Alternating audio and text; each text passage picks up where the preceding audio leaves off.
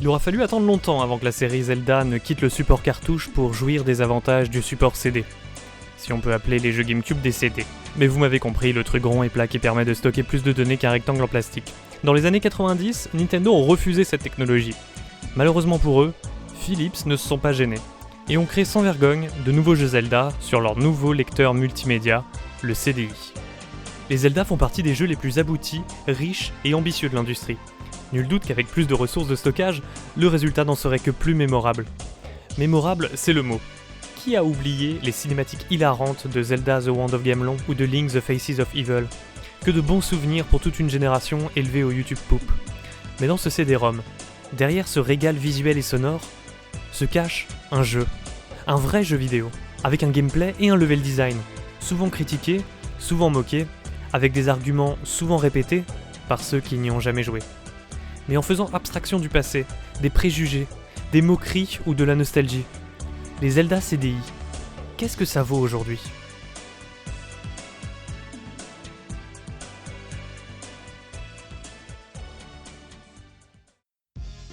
C'est difficile à concevoir, mais techniquement, à l'époque de sa sortie, les cinématiques de Zelda The Wand of Gamelon étaient impressionnantes sur console.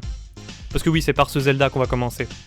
Le problème, encore aujourd'hui, il n'est pas d'ordre technique, il est de l'ordre du bon goût. Le fait que les doublages et les animations aient été faites chacune de leur côté dans des pays différents par des équipes différentes qui communiquaient peu, explique peut-être le décalage de ton. Mais c'est ça qui est drôle, on se tape des barres de malaise en y jouant. C'est tellement nul que c'est bien. Et ça, rares sont les œuvres qui y arrivent avec autant de brio. C'est franchement drôle comment, jusqu'à la fin, il n'y a rien d'épique dans cette quête. En ce qui concerne le gameplay, en revanche, on n'a pas toujours envie de rire. En écrivant ce texte, je suis longtemps resté bloqué à cette phrase. Je ne savais pas par où commencer. Parler du calvaire de la jouabilité en elle-même ? Ou plutôt des environnements mal designés qui décuplent tous les soucis de contrôle ? Ou bien encore de la construction de la progression et son manque d'indication ? Étant donné que chaque souci a tendance à aggraver le suivant, si on les isole, on se rend pas bien compte de l'ampleur des dégâts. Au premier abord, les déplacements sont pas aussi ratés qu'on aurait pu le craindre. Non, c'est assez vif et réactif, mais on va partir du principe que vous jouez avec une vraie manette, parce qu'avec la télécommande de base du Philips CDI, c'est tout sauf ergonomique. Très peu de boutons sont utilisés parce que la télécommande n'en avait pas plus. Mais comme Zelda reste un jeu d'action-aventure, il lui faut une palette de mouvements plutôt riche. Se déplacer, sauter, se baisser, frapper, ouvrir les portes, ouvrir le menu, utiliser les objets, ça nécessite plein de boutons, que la console n'a pas. Donc prépare-toi à rentrer dans le monde merveilleux des boutons qui ont plusieurs effets en fonction du contexte. Le bouton du menu ne marche que si tu es accroupi. Oui, vous avez bien entendu. Et ouvrir une porte ou entrer dans une grotte se fait avec ce même bouton de menu. Puis les ennemis ont tendance à t'agresser à l'entrée dès que tu débarques dans une nouvelle zone, sans te laisser le temps de te préparer.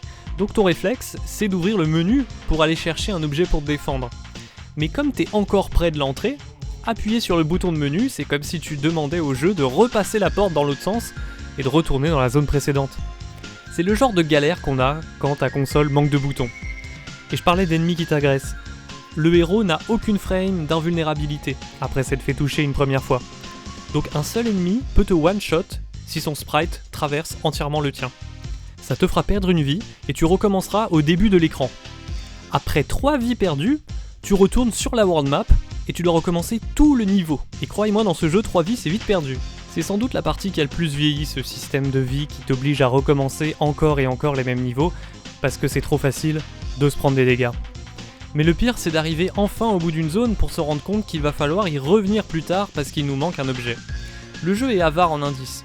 Ou plutôt, les explications des PNJ ne sont pas claires parce que, entre le jeu d'acteur et la traduction, on comprend pas toujours que c'est une indication qu'il nous donne.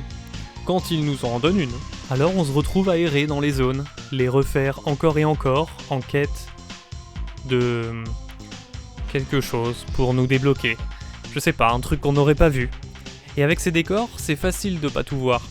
Cette peinture sur laquelle on a programmé par-dessus des plateformes ou des portes, c'est pas toujours logique quels sont les éléments avec lesquels on peut interagir.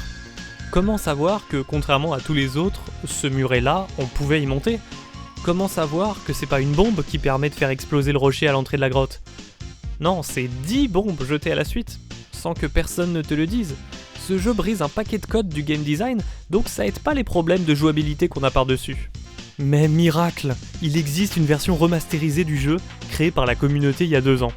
Si sur internet vous cherchez Zelda The Wand of Gamelon Remastered ou Link The Faces of Evil Remastered, vous trouverez des versions gratuites, téléchargeables et jouables directement sur PC, sans installation.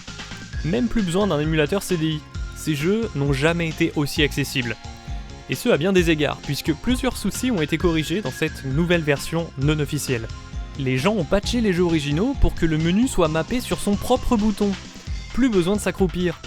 Un bouton supplémentaire sert même à afficher un indice pour chaque monde, qui te dit même quand t'as fini d'explorer une zone et que t'as plus rien d'autre à y trouver.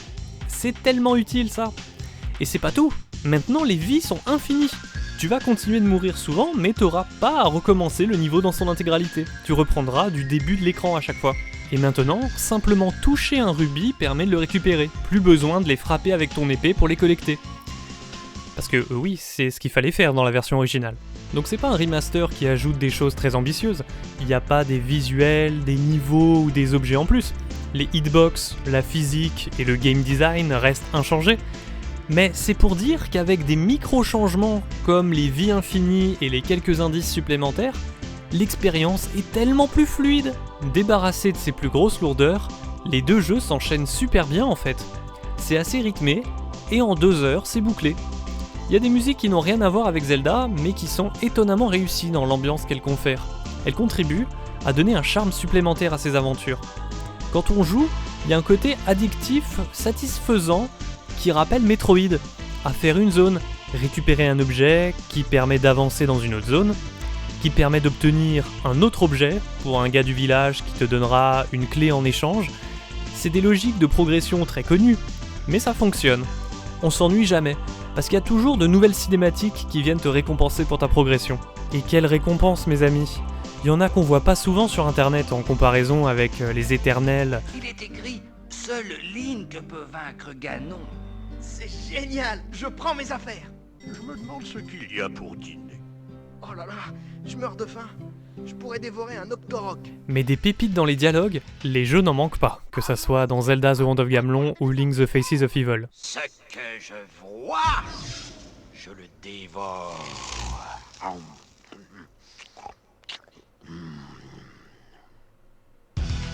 Ok, on a trouvé la pire cinématique du jeu. Je fais une chronique 2 en 1 parce que c'est des jeux sortis en même temps, qui se ressemblent énormément. L'histoire, les objets, les zones et le héros sont différents d'un jeu à l'autre, mais le gameplay, les défauts et le système de progression restent exactement identiques. Donc est-ce que ça vaut le coup de jouer aux 2 jeux ? Bah non, déjà je vous dirais que ça vaut pas spécialement le coup de jouer ne serait-ce qu'à l'un des 2.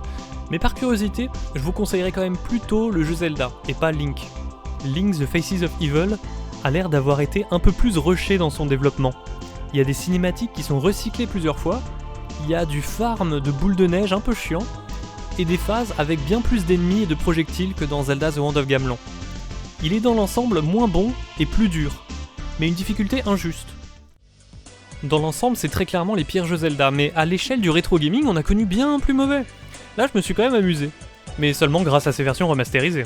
Si je tenais à en parler dans le cadre de cette chronique où on juge de vieux jeux par rapport à des critères modernes, c'est parce que c'est l'exemple qui m'a le plus frappé de comment des micro-changements sur l'œuvre originale peuvent améliorer toute l'expérience.